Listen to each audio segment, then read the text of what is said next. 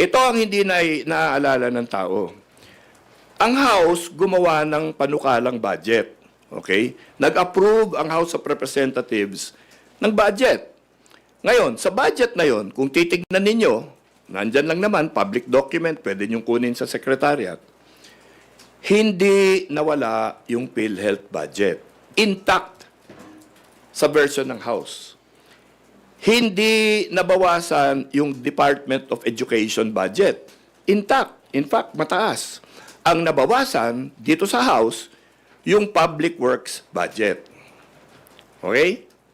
Tignan niyo yan. Yan ang pinadala sa Senado. Ngayon, ang finally lumabas, natanggal yung PhilHealth Trust Fund, nabawasan yung Department of Education, nadagdagan ang Public Works budget.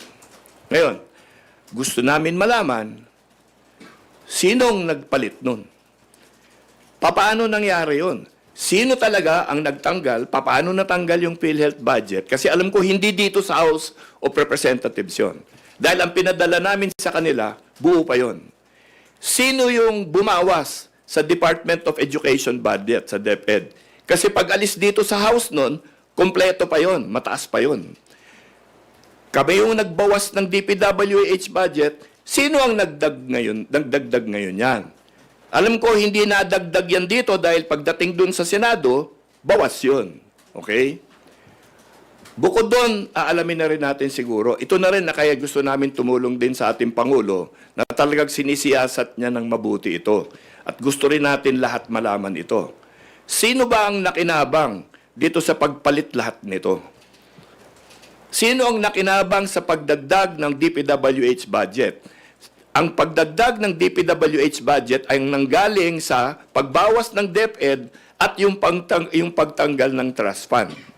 Okay? Napunta sa DPWH budget, sa madaling sabi, may nakinabang doon. Totoo ba yung sinasabi ni Senator Soto na napunta lahat yan sa Senado at sa liderato ng Senado? Gusto rin namin malaman. Kasi ang House ang sinisisi. Hindi ko malaman bakit. Alam mo, 20th Congress ako, wala ako sa 19th. So, nung tinitignan ko itong kontrobersyang ito, outsider ako. Hindi ko makita eh. Dahil andyan ang House version, pumunta sa Senado. Nagkalintik-lintikan doon, pagbalik dito, bakit yung House yung sinisisi?